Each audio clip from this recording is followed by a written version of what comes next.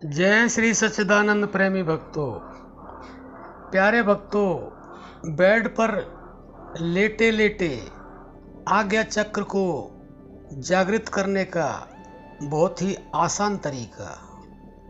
भक्तों, हमने पहले भी आज्ञा चक्र जागृत करने की वीडियो डाली हुई है, लेकिन उससे भी बहुत ही ज़्यादा सरल तरीका हमने यह निकाला है कि जो वृद्ध अवस्था में है, बीमार अवस्था में है, वह अपने आज्ञा चक्र को कैसे जागृत करें।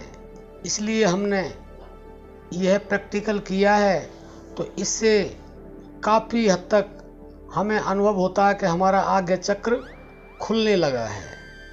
तो भक्तों, आप बड़े ध्यान से सुनें और समझें, और हम आपसे निवेदन करते हैं कि आप करने का भी प्रयास करें। अगर आपने प्रयास कर लिया और विश्वास के साथ निरंतरता से, तो जरूर अवश्य आपको इसका लाभ प्राप्त अवश्य होगा। तो बंधुओं, आपको करना क्या है? आप दिन में या रात को, सुबह या शाम को, किसी भी समय जब आपके पास समय हो, आप सीधे लेट जाएं बिना तकिया लगाए, और आप अपने शरीर को जितना चाहें उतना हो सके स्थिर कर लें। हाथ पैर, आँख, नाक, मुंह आपका कोई हिले नहीं, और वाणी से आप कुछ बोले नहीं। बस आपने करना क्या है, केवल और केवल आज्ञा चक्र पर मन को स्थापित करना है। यानी कि मन से आपने आज्ञा चक्र पर देखना है। इतना तो आप जानते ही हैं कि आज्ञा चक्र हमारी दोनों भुवों के मध्य में होता है।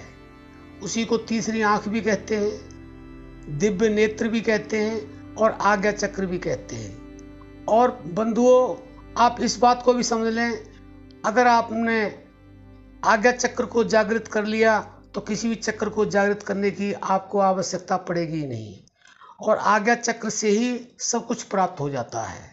तो बंधुओं, हम आशा करते हैं कि इस तरीके को आप अवश्य अपनाएंगे, और बड़ी आसानी से इस साधना को दिन में, रात में, सुबह शाम, कभी भी इस साधना को आप कर सकते हैं, और इससे आपको बहुत अधिक लाभ मिलेगा। और जब अगर आपका थोड़ा भी ध्यान यानी कि मन आज्ञा चक्र में लगने लगेगा, तो आपको ऐसी आदत पड़ेगी कि आप चलते फिरते भी अपने मन से आज्ञा चक्र को देखने लग जाएंगे।